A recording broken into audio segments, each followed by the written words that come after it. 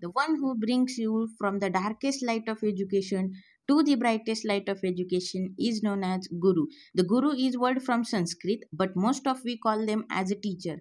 Teacher always sacrifice their life to teach their students, and they also do very hard work to see their students' future very bright. So no worries if they scold, they slap us, but they wanted us in a very bright future. The guru or the teacher's place is very respectable, and we should always respect our teacher.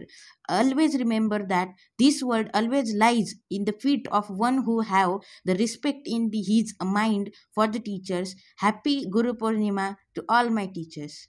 Gurur Brahma, Gurur Vishnu, Gurur Devo Maheshwara, Gurur Sakshat Parat Brahma, Tasmai Shri Guruve Namaha. With this beautiful thought, I would like to tell we are going to celebrate today a Guru Purnima. Myself, Kaushik, with my team, we are going to celebrate it. So let's start. First of all, for the introduction of today's program, I would like to call Pranali. She will introduce what is Guru Purnima. So let's call her. Good morning friends, myself Pranali Pradeep Mote. I am studying in 8th standard. Today I will tell you the speech on Guru Purnima. The festival of Guru Purnima is celebrated with the much guest and the gathered throughout in India. It is the day when the students or the disciples celebrate the role of their gurus in their lives. This festival is normally celebrated in the month of Ashada. According to the Hindu calendar, on a full moon day, on this day, various speeches are read out from the Gita and the Puranas, which tell us how important the Guru is our life. One of the most important line from one of those speeches is given below. Yashadeve Parabhaktir Yatha Deve Tatha Guru Tasyati Kaita Hi Artha Prakarshante Mahatma. What this line means is that one should worship God. Guru is regarded as the other figure of Vishnu, Shiv and Brahma, who are the Hindus' god, and according to the stories that exist regarding Guru Purnima, it suggests that one can get in touch with God if he worships his Guru. The above lines also indicate the same thing. Apart from this, there are other speeches to that are read out.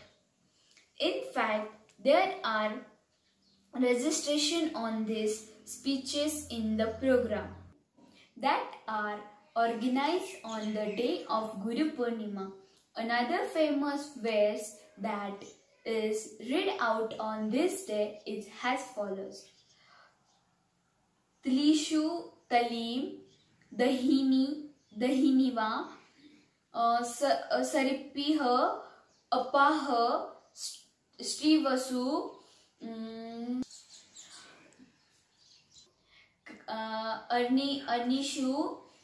Arnishu Ka Agniha.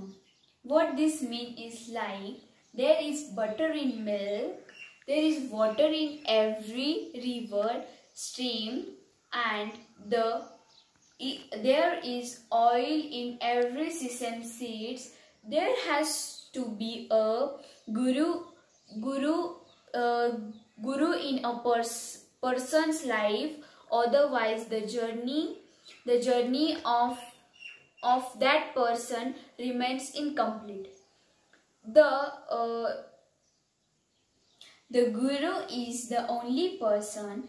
This is main reason why there are so much celebration all around India.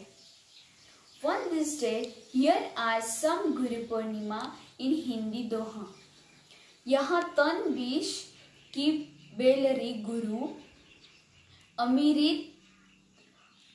अमृत की खान शीश दियो जो गुरु मिले तो भी सस्ता जान। गुरु हो भी शीश लालची, दोनों खेले दान। दोनों बुरे बापुरी, चारी पत्थर की ना। Thank you. you, Pranali. Your information is always helpful for us. For deep knowledge about Guru or teacher, I would like to call Rudraksh for Guru Vandana. He will tell you what is Guru Vandana. मेरा नाम रुद्राक्ष प्रसाद जंगम है। मैं 8वीं कक्षा में पढ़ता हूँ। मैं आज गुरु को वंदना देने जा रहा हूँ। जानवर इंसान में जो भेद बताए वही सच्चा गुरु कहलाए।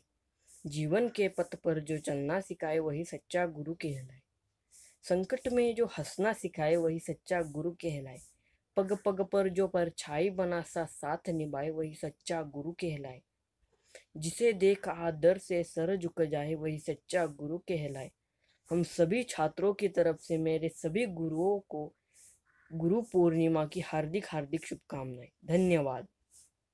On every function or any occasion, we used to dance on the rock music, but today there is something special in today's music. As I am talking about music, then you all come to know that now the dance is going to perform. So now I would like to call Maheshwari. She is going to dance, but the important thing is that the music of the dance. Let's enjoy the dance. Hello everyone, myself Maheshwari Nitin Bade. I am from 8th standard. My school name is Kids Kingdom Academy. Today I am doing dance on Guru Purnima festival. So let's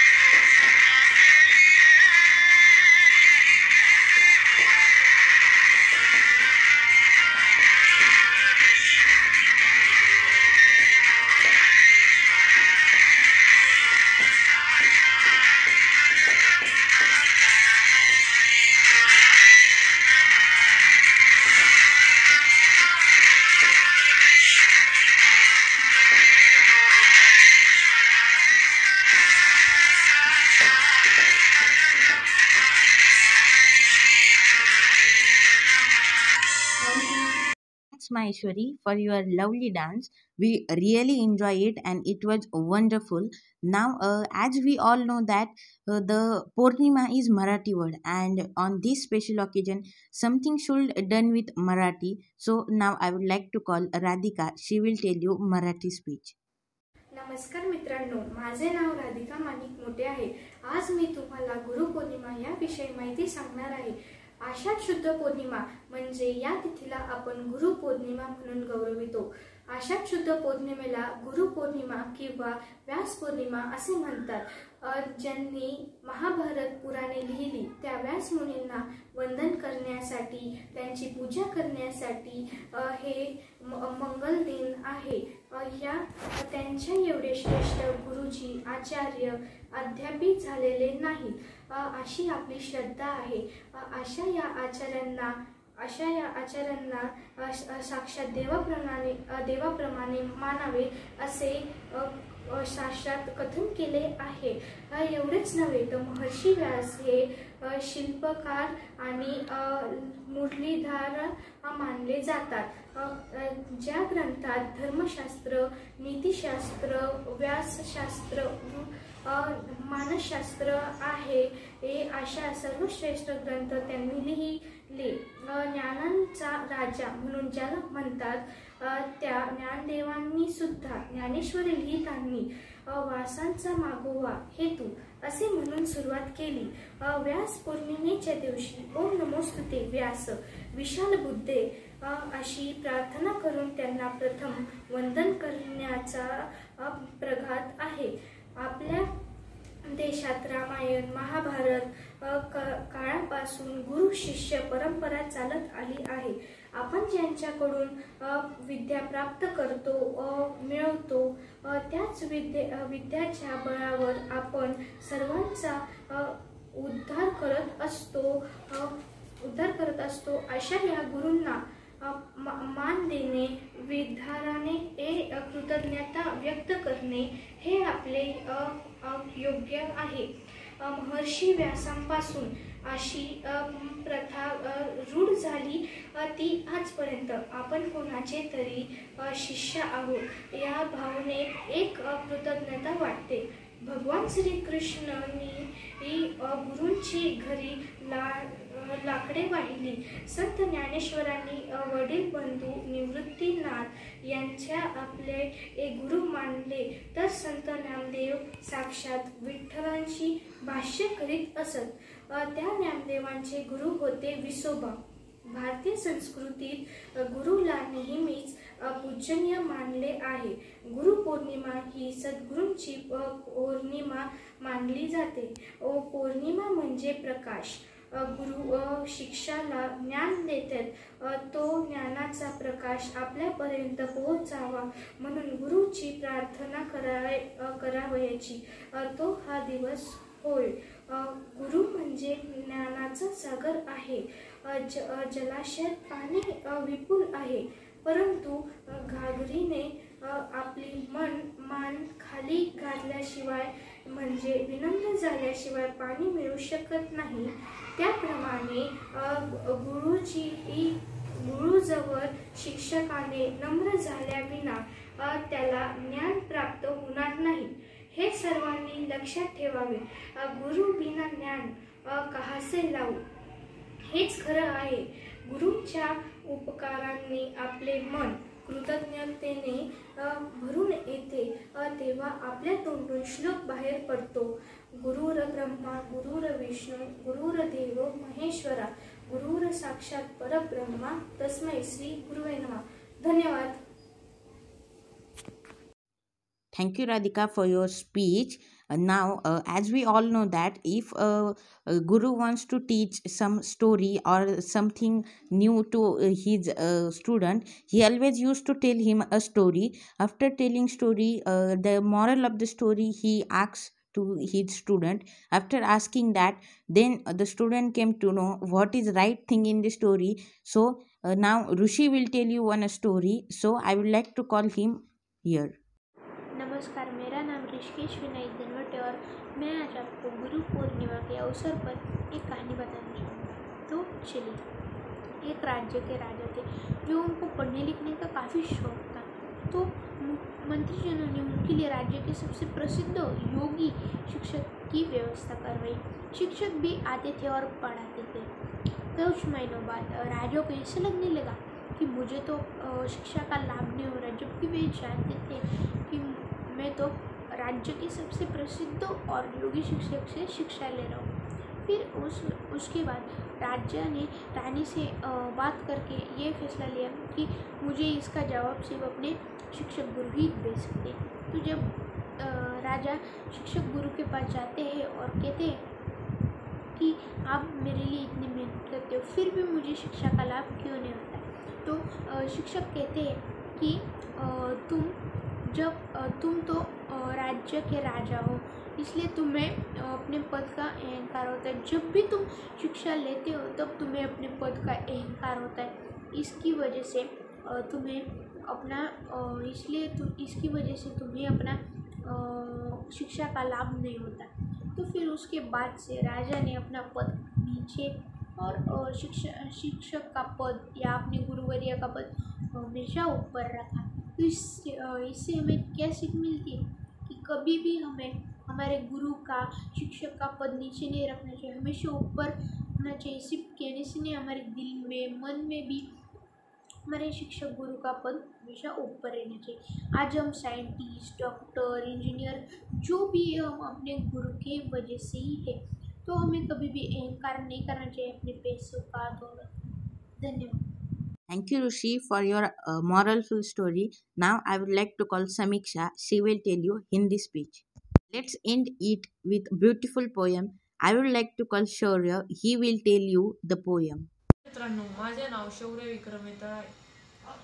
आज मी तुम्हाला गुरुपौर्णिमेच्या निमित्ताने एक कविता सांगणार आहे. ती कविता कुसुमाग्रजांनी लिहिलेली आहे. त्या कवितेचे नाव आहे कणा. ती कविता एका परिस्थितीवर निगडीत आहे. ती परिस्थिती अशी आहे की एका माणसाच्या घरात पुराचे पाणी शिरते. पुराचे पाणी शिरल्यानंतर त्याचे पूर्ण संसार उद्ध्वस्त होते. मग त्याला त्याचे गुरु म्हणजे त्याचे प्रिय शिक्षकांची आठवण येते. तो त्यांच्या शिक्षकांकडे जातो.